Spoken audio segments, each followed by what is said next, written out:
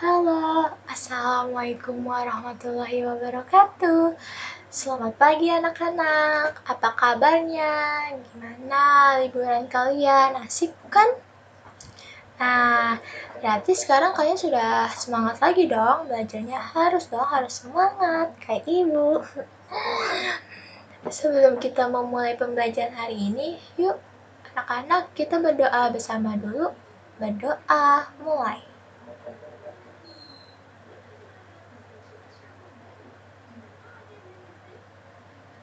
Berdoa, selesai. Hari ini kita belajar tentang tema 6, cita-citaku, subtema 1, aku dan cita-citaku. Apakah kamu pernah membayangkan akan menjadi seorang apa sih kalian di kemudian hari? Apakah hal yang kamu bayangkan itu sebuah kegiatan atau sebuah pekerjaan? Apakah kamu pernah membayangkan kelak akan menjadi guru, seorang pilot, dokter hewan, pekerja seni, penyanyi, dan yang lainnya? Di sini Ibu ada 3 contoh gambar. Gambar yang pertama itu ada aku seorang guru. Kegiatan utamaku sehari-hari adalah mendidik siswa dengan ilmu yang berguna serta memberikan contoh sikap yang baik untuk bekal hidupnya. Yang kedua itu ada gambar apa anak-anak? Ya, ada gambar aku seorang dokter hewan. Kegiatan utamaku sehari-hari adalah mengobati hewan dan merawat yang sakit. Yang ketiga itu ada gambar apa? Iya benar anak-anak, ada gambar aku seorang pilot. Kegiatan utamaku sehari-hari adalah menerbangkan pesawat dan membawa penumpang dengan aman ke tempat tujuan. Bagaimana denganmu? Kamu pasti mempunyai mimpi dan harapan tentang kegiatan atau pekerjaanmu kelak kan? Itu yang dinamakan dengan cita-cita. Jadi cita-cita yaitu mimpi dan harapan tentang kegiatan atau pekerjaan kalian kelak.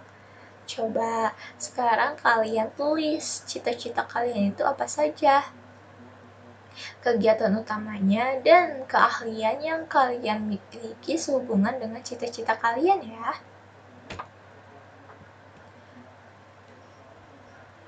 Coba sekarang kalian baca nih teks berikut, puisi berikut. Ibu contohkan ya. Cita-citaku, anganku melayang ke masa depan. Aku ingin menjadi seorang guru. Guru adalah pejuang ilmu di garis depan. Guru tanpa pamrih berbagi ilmu. Aku akan berusaha mencapai cita-cita. Takkan lelah aku mencari ilmu. Takkan aku berpangku tangan saja demi capainya cita-citaku. Teks yang berjudul cita-citaku di atas merupakan sebuah karya yang disebut dengan puisi. Nah, ada yang tahu tidak ciri-ciri dari puisi itu apa saja? Tahu? Ada yang tahu nggak anak-anak? Yuk kita cari tahu. Perhatikan bagian teks puisi yang dibaca. Apa saja ciri-cirinya? Sebagai panduan untuk menemukannya, kamu dapat menjawab pertanyaan-pertanyaan berikut ya. Kalian perhatikan lagi nih puisinya. Untuk menjawab pertanyaan dari nomor 1 sampai 4, dijawab ya. Yang pertama, apakah kamu menemukan bahwa teks tersebut terdiri atas kumpulan kata-kata yang tersusun menjadi baris-baris? Yang kedua, apakah kamu menemukan baris-baris tersebut terkumpul menjadi beberapa bagian? Tuliskan bunyi vokal dari kata terakhir setiap baris. Yang keempat, Apakah kamu menemukan keteraturan bunyi vokal kata terakhir dalam setiap baris?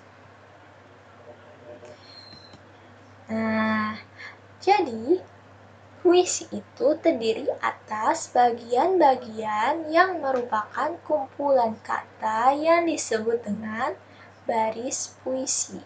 Jadi pada puisi Cita-Citaku itu terdiri dari 8 baris yang merupakan kumpulan dari beberapa kata.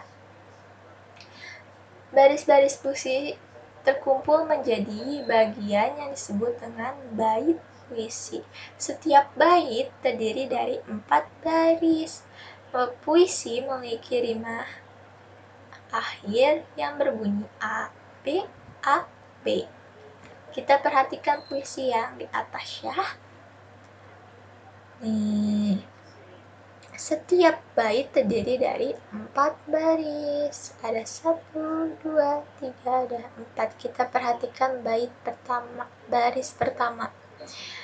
Huruf belakangnya itu ada huruf N. Kita ibaratkan dengan huruf A ya.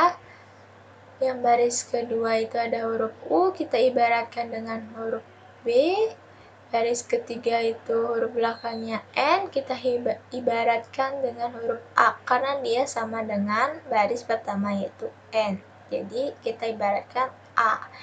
Baris keempat itu huruf belakangnya U, kita ibaratkan B karena dia sama dengan baris kedua hurufnya U.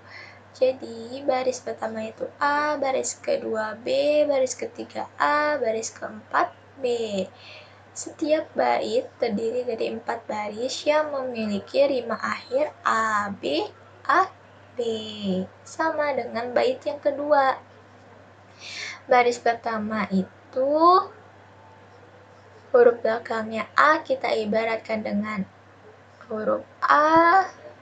Baris kedua itu huruf belakangnya U kita ibaratkan B, baris ketiga huruf belakangnya A kita ibaratkan A karena dia sama dengan baris pertama. Huruf belakangnya A, jadi kita ibaratkan A, dan baris keempat U kita ibarat dengan B karena dia sama dengan baris kedua.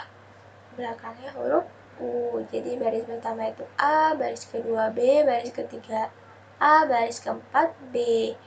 Jadi A, B, A, B. Paham anak-anak? Paham.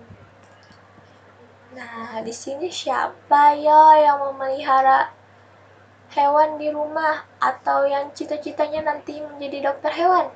Siapa? Ya, pasti semua hewan itu mempunyai anak, bukan? Punya.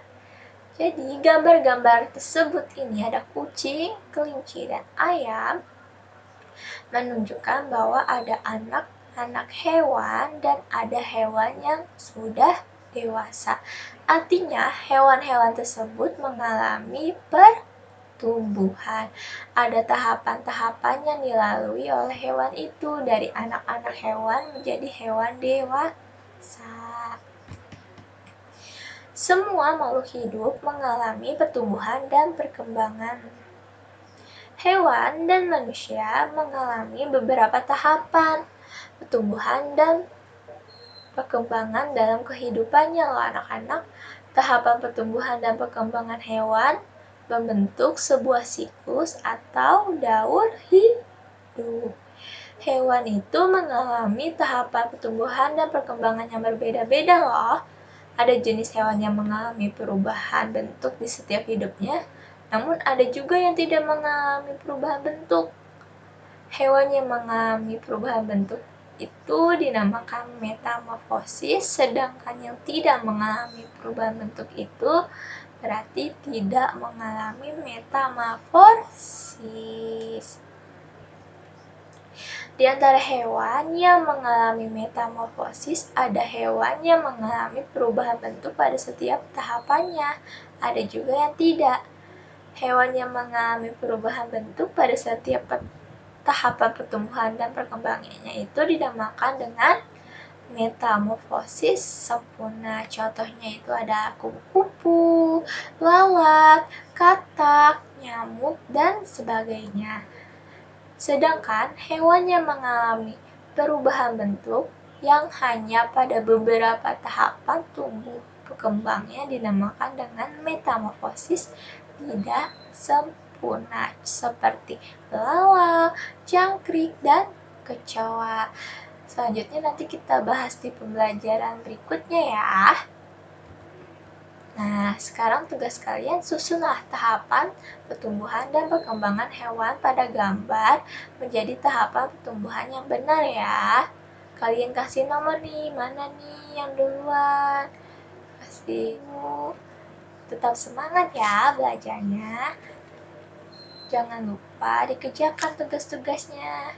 Dadah. Assalamualaikum warahmatullahi wabarakatuh.